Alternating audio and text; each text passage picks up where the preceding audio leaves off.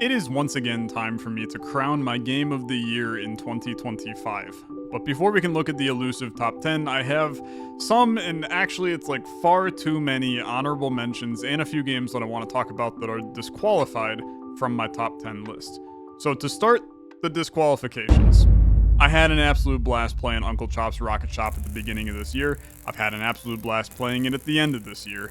This brilliant roguelike is mashing together a peculiar storyline with carefully reading IKEA manual style instruction guides. It somehow just works. There's tons of content, there's weird moments, there's hard challenges, there's secret endings for you to explore and find.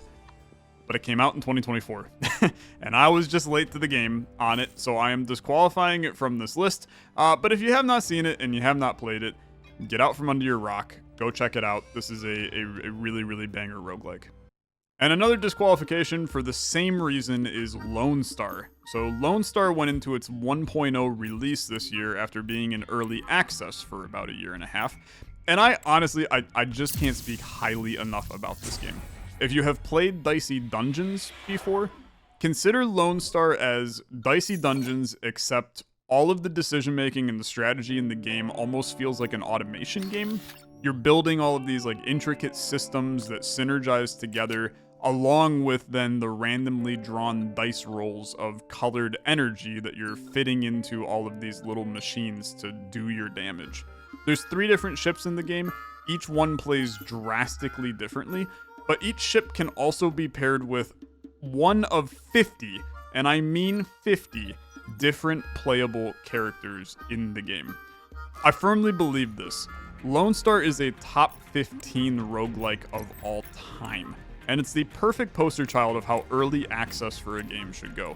Over the last 2 years, they have consistently added new content to this game every single month, and the 1.0 release was nothing short of incredible.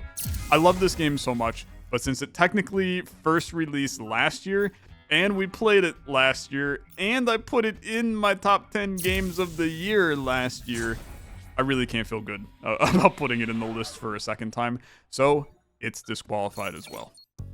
Now for our honorable mentions, and it was a crazy strong year this year, so these are just a few of the games that I want to bring up that I really loved this year that just missed the top 10. First up in the honorable mentions, we've got Auto Rogue, which is a programming roguelike that for some reason captured my heart way more than I expected it to. You take commands and logic for how those commands should execute, and you program it together kind of Scratch style to defeat enemies. It's easy in the sense that you have infinite time to make your decisions, and you can effectively plan to win every single run without issue. But it's also tricky. There's enemies that have different rules, and at times the logic gets really complex to unpack. There's a chunk of different items and synergies, and there's a few different characters and difficulties to mess around with. But it's a janky $7 roguelike, right? You're not getting 100 hours out of this one. You're getting a couple of good hours to mess around with the fun and interesting puzzles that they've put in this game. I really liked it. Next up, we have Asbury Pines, and I think that there's a planet where this one actually cracked my top 10, but it came really late in the year, and I didn't have the bandwidth to play more of it at the time. This is an absolutely fascinating idle game that's kind of combining idle mechanics with a kind of visual novel full murder mystery. You're placing workers into these idle zones to get resources, and as you get resources, you unlock stories for each of the characters in the game. It seems simple until you realize that there are legitimately 80 different characters, each with their own storyline, across 100 plus different locations, across numerous timelines, and all of it connects and tells a really unique little story. If you're a fan of interesting writing, fun characters, spooky mysteries, and idle games, this one is actually probably going to be your favorite game of all time. And now we get into the hard honorable mentions, because I think that these are games that a lot of people probably would have expected me to put into my top 10, and unfortunately I have reasons as to why they didn't, that are beyond the, oh, these games were just better than them. The first up, we have a Solitaire Mystery. Now, this is easily the hardest one for me to rate on my list, because I actually think I played more of a Solitaire Mystery than most of the games that are in my top 10. I love the concept of this game. 30 different unique solitaire variants that all play extremely differently. They offer interesting and fun experimental concepts. It's got an incredible soundtrack. I mean, like, seriously, every song that I hear in this game is a complete and utter banger. It is easily my soundtrack of the year. But I think my praise for it ends there. It's an extremely buggy game. I averaged pretty much a crash every time I recorded it, and there were many memory-related issues and glitchy moments in the chunk of the puzzles that I played. And I also started to find that the good puzzles were really good, but some of the variants were just not fun. And when they're not fun, they're really frustrating and not fun. But that's subjective, and I'm sure there's some that I love that others hate. And as an experimental game, I appreciate having the variety. It's still stupid cool, and it was a lot of fun. So it's an honorable mention because I love the concept, I love the style, I love the art, I love the music, and I love a subsection of the variants that I would happily play over and over and over. But this game so seriously needs to fix its bugs and its crashes. And for the final honorable mention, I've got Blueprints. And this one is obviously pretty hard too. It was really, really close to slipping into my top 10, and I wholeheartedly stand by that. I think I'm the problem for not giving this a spot in my top 10, and I wholeheartedly stand by that my reason for not putting it into the top 10 is a little bit petty. Blueprints, the puzzle roguelike Metroidvania style game, released at the same time as Lingo 2, and it got a million times the press that Lingo 2 got. And Lingo 2 is an infinitely better Metroidvania and puzzle game than Blueprints. So I think I just had a little lesser opinion of it when I was playing it. And that doesn't mean I didn't enjoy it. In fact, I've actively recommended this to people because I think that the game excels at being an atmospheric and deeply innovative game. I just don't think it's a generational puzzle game like others do, and I definitely don't think that it's a great roguelike. The roguelike components of Blueprints are more frustrating than anything, and they limit you in your exploration, which leads to a lot of, well, I can't do this now, I might as well just end the day moments, which, in my opinion, feel really, really bad. There's components of the game I absolutely adore, but there's just other parts that are a complete and utter head-scratcher for me. And I know the game really opens up after you first reach that elusive final door, but I felt really satisfied just reaching that door and ending my series there. I'm not sure I had much desire to play more of the game and see what's beyond that point. Whereas Lingo 2, I finished the game, and then I played another 30 hours to 100% the game, and I loved it more and more every episode that I did. I hate comparing games, but I can't help but compare these two games, and it impacts the way that I think about this top 10 list. I'm rambling at this point. It's awesome. Blueprints is great, and if this is the first time you're hearing about it, please buy it, please play it. It's a really, really great experience. But as I weighed it against the other games that you're about to see in my top 10, I really could not make a justification for putting it above any of them. So here it is, in my honorable mentions, and I'm sorry for my unpopular opinion. Let's move into the top 10 list. At number 10, we have Keep Driving. Now, what an absolutely beautiful and brilliant little atmospheric roguelike-ish story game this is. It's as simple as it gets. You just drive across the country. But as you're driving across the country, you're picking up strangers with different abilities so that when different events occur while on the road, you have the tools and the abilities to take care of them. You're balancing your inventory, you're balancing your items, you're balancing your stats, and as you travel across the country, you're trying to conquer one of the many endings in the game. There's some wild storylines. You can help a convict escape from prison, you have a runaway bride that starts to fall in love with you, but it all feels contained in a simple and very enjoyable storyline. It's the epitome of a feel-good game for me. It's impossible to not feel chill and calmed by Keep Driving, despite the stressful events and the constant panic balancing of all of the competing mechanisms in the game. The soundtrack is also incredible on this one. It's all songs from local Swedish indie bands, and I think that that's just really cool. I love this game. At number 9 is Decktamer. And this was probably the biggest surprise from this year for me. A new deck-building roguelike with an inspiration from Pokemon. Look, don't shoot the messenger. I get like 20 of this exact email every single year. But Decktamer is so different. It is the deck building Pokemon game for me. In Decktamer, you're going to be fighting against different Pokemon-y creatures, all with unique abilities that can be slightly changed or manipulated with mutations throughout the game. You can choose to defeat the enemies and get through the 8 battles of the run, or you can choose to weaken them enough to capture them and have them join your team for the rest of the run. But what makes Decktamer brilliant is it's like a Nuzlocke. If your creatures on your team die, they're gone forever. And with the game being a deck builder, you start to have to balance between thinning out your deck to draw your good pets, while keeping enough pets in your deck to stay alive. Because if you ever don't have pets in your deck, your run is over and you lose. It's brutally hard. Even on the easiest difficulties, this game is tricky. There's a chunk of unlockables, unique game modes, there's mysteries and secrets to explore. It's just a complete and utter gem, and it kind of came out of nowhere for me. But at number 8, we have StarVaders, which did not come out of nowhere. This was one of my most anticipated games of 2025, and it did not disappoint. I've played a lot of games. In fact, I played 230 friggin' games on Steam this year. And StarVaders is one of, if not the most polished games in that 230. It should be the poster child for how to make an accessible, easy to understand deck building roguelike while still maintaining a high layer of complexity and replayability.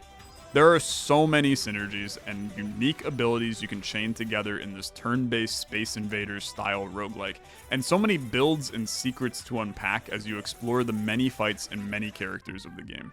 If you're a fan of games like Slay the Spire and Into the Breach, StarVaders is kind of the perfect amalgamation of the deck-building roguelike and tactical roguelike genre. It's got over 400 cards, 3 different mechs or characters, and 12 different pilots or sub-characters inside those mechs to combine and merge as you explore the multi-part roguelike story campaign that this game lays out. Don't miss it. At number 7, we have Merge Maestro. Now, last year in my top 10 games of 2024, I talked about Slice and Dice, which had its Steam release, and I talked about how it holds a special place in my heart for being my plain game.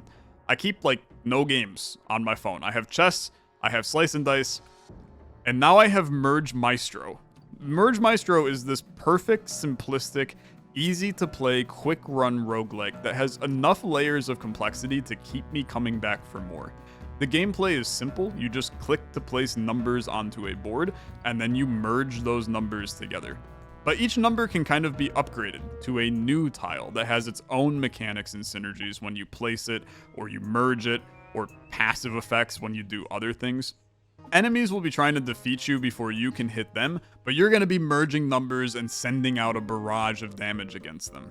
There's tons of different characters in the game and subsets of tiles that you unlock and can combine together, so the replayability is high. And I mean, look, I don't like dwelling on the price, but this game is literally $4, and I have probably gotten 20 hours out of this game, with far more to come, and it's the price of a coffee at McDonald's, man.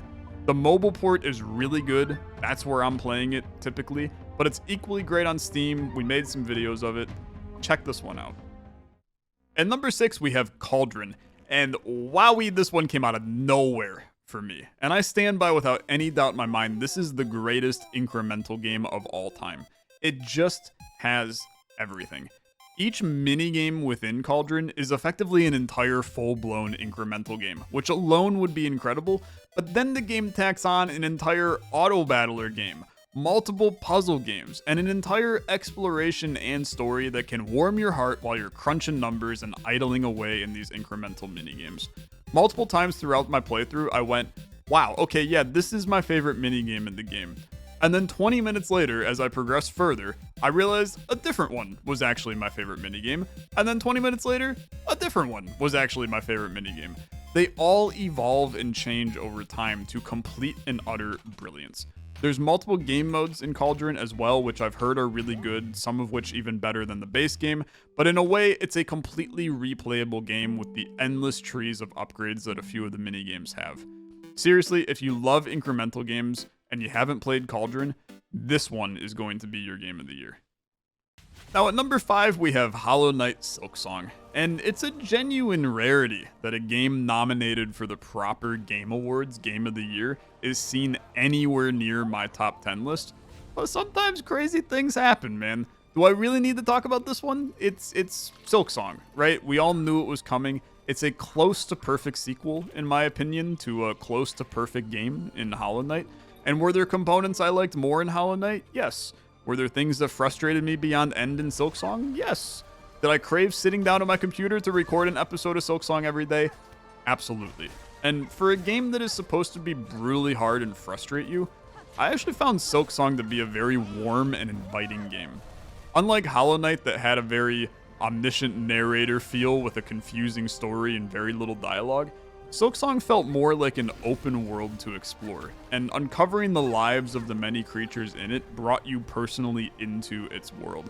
And I think it really worked, and I really can't wait for the DLC. And then honestly, I think there's like a jump for me. My top 4 were a lot closer than the rest of my top 10 list. So here at number 4 is The Roottrees Are Dead. And if you told me that a pseudo visual novel puzzle game would be in my top 5 games of the year in 2025, I would have laughed at you. But brother, this game captured my heart, and it is a complete and utter joy to play. In The Roottrees Are Dead, you're kind of a detective, unraveling the mystery behind the death of Carl Roottree and his daughters, who mysteriously died in a plane crash. But the reality is that the game is not about Carl. The story is about a long-winded legal history encompassing the entire lineage of the Roottree family, taking place across several generations. As you're searching and taking notes and jotting down names and jobs and relationships across many seemingly unrelated people, you start to understand more and more about the game, and inherently more and more about the story they're trying to tell. It's equal parts tricky puzzle game with sections that will break your brain, and visual novel with absurd, ridiculous stories that feel insane, yet accurate and true at the same time. I will say one thing though, if you take my advice and you buy this game with no previous knowledge of it except for what I'm saying here, by default the game has a system called intuition that gives you knowledge by telling you how many pieces of information you should be able to glean from evidence. And despite it being the default setting in the game, I actually advise you turn it off. I find it ruins the mystery a little bit and it can really spoil the story, but it does make the game a lot easier, which I think is a plus for some people. But that's the only flaw that I have for this game. It's complete and utter brilliance, and there's now a second story that is 6 times more unhinged that I'm playing through right now on my channel, so I can't speak too much to it, but I'm having the time of my life every time I boot it up. I just adore this game. Now at number 3, we have a new one for me in my top 10, because my number 3 entry isn't even a video game. But I suppose that I didn't really specify that in the title. I just said my top 10 indie games / roguelikes of 2025, and that is exactly what this is. Bomb Busters is an incredible cooperative board game where you and 1 to 4 of your closest friends are attempting to defuse bombs by logically deducing where certain numbers are on each player's board.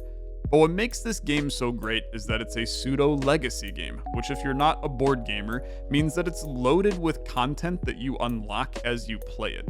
The board game comes with multiple boxes inside of it that kind of drip feed you new content as you play, but it's also a fully replayable game as every mission offers a slightly different challenge to chew on.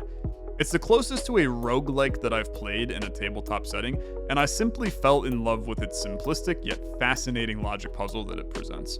I've now actually taught this game in person to 10 to 15 people. I've played it at all player counts, 2, 3, 4, 5. It's different every single time, and it's incredible every single time. I'm playing the same missions each time, yet the experience is different every time you play it. I actually enjoyed this one so much that I forced my Wholesomeverse friends, Retromation, Wanderbot, and Orbital Potato, to do a video of it with me on Tabletop Simulator. We played through just a couple levels. It's honestly one of my favorite videos I've uploaded this year. Now, maybe this is me just teasing my board game channel that I'm hoping to launch in 2026. Maybe this is me just wanting to shake up my normal top 10. But the more I looked at my list of games, the more I felt that I couldn't leave this out and I had to talk about it in the top 3. And so that brings us to number 2, where you're probably wondering where is it going to lie, and it's here at number 2. He is Coming. I knew I was going to like He Is Coming when it released because I loved the demo of He Is Coming. But what I didn't expect was to dump 35 hours into this game in just a few weeks. In the era of auto-battler roguelikes, a lot of people dismiss this one as just being another auto-battler roguelike. But on launch, I realized quickly there was so much more to this game than what met the eye. On the surface, He Is Coming is quite simple. You collect items to fill your very minimal inventory slots, and then you fight a boss to unlock 2 more inventory slots, to synergize more items, to fight another boss, to get 2 more slots, to finish your build, and then you fight the final boss. You pair in 80-some achievements with different items to unlock and mess around with, 2 very different worlds, each with their own very unique item sets, and you probably have yourself a successful game. But He Is Coming went a step beyond by adding the Kingmaker game mode, a mode that simply brings it from a top 10 game this year to a top 2 game for me this year. The Kingmaker mode features asynchronous multiplayer on a brand new map that takes ideas from the first 2 maps in the game, but now instead of bosses, it matches you up against other players around the world asynchronously, challenging you to fight these champions and collect crowns used to unlock new skins for your character. The skins are whatever. It's the pride that is forever. Creating a unique build that blows through your competition and defeats a champion is one of the most satisfying gaming experiences I've had in 2025. But what shocks me about He Is Coming is that where every auto-battler fails is in balance. There's always a meta that unfolds that makes an asynchronous mode awful to play, and don't get me wrong, He Is Coming struggled for a little bit with this with bombs, but the game today is the best state that it has ever been. I've won so many different Kingmaker runs with drastically different builds, and the game actually actively encourages you to experiment by having weird little rare events all over the map that help you to create never-before-seen builds that are strong enough to defeat champions. And the stupidest part about this game is it's just in early access, man. There's a whole nother map coming in early 2026 with another full set of items, more toys to play around with. It's just such a little bite-sized gem, and it is the epitome of a great indie game and roguelike game. But we all knew that it was coming. My game of the year in 2025 is Lingo 2. And if you told me 2 years ago that in back-to-back years, I would be crowning a word-based puzzle game and its sequel as my back-to-back games of the year, I would have laughed my ass off. But the honest truth is that there is nothing on this list that even remotely touches Lingo 2 this year. And not only is it the best game that I played in 2025, it's potentially one of the greatest games I've ever played in my entire life. I absolutely adored Lingo last year. I made it my game of the year. And I was absolutely terrified when I heard that Lingo 2 was releasing, because I really didn't see how it was going to top the experience I had while playing the first game. And after just a half hour of playing Lingo 2, I realized that that half hour had already blown away the entirety of Lingo 1. Without any spoilers, Lingo 2 takes the word puzzle idea and kind of wraps it into a Metroidvania style game, where you have to find and unlock letters in the open world so that you can fill in more puzzles, thus guiding you around, but still kind of giving you the feeling like you're exploring the world that it created. And as I played through, the developer reached out and he warned me, hey, Lingo 2's not as big as Lingo 1, and I promptly reached the first ending of the game about 6 hours into it, and I was disappointed, but I was still happy because the experience was incredible up to that point. But what I didn't expect was to find that there's actually 12 other endings in the game, and it took me another 25 to 30 hours to fully finish it, uncovering an entire second world of puzzles, insane trippy alt levels, and new mechanics and ideas that kept my brain busy for days. And they're not done. There's more levels coming, there's an incredible community already making custom maps, and itching to make more of them as support grows. It's just the greatest puzzle game that I've ever played. I wish that I could wipe my brain cleanly, forgetting everything in it, just so I can play this game again. Now, Brenton, you better go get busy working on Lingo 3, or your back-to-back-to-back is in danger. So that's gonna do it. My top 10 games of the year and a bunch of other games in there too. It was a crazy year for indie games yet again, and let me tell you, next year is going to be a complete and utter bloodbath at the top of my game of the year list, and I simply cannot wait. I'm going to be making a video about my most anticipated games of 2025, so keep your eyes peeled, subscribe if you want to see more great indie games, and check out my podcast, The Indie Piece, hosted here on YouTube, Spotify, and all the other podcasting platforms. We're going to be interviewing indie developers and content creators about their careers and projects in the indie space. Be sure to have a very happy new year. I'll see you in 2026. Bye-bye.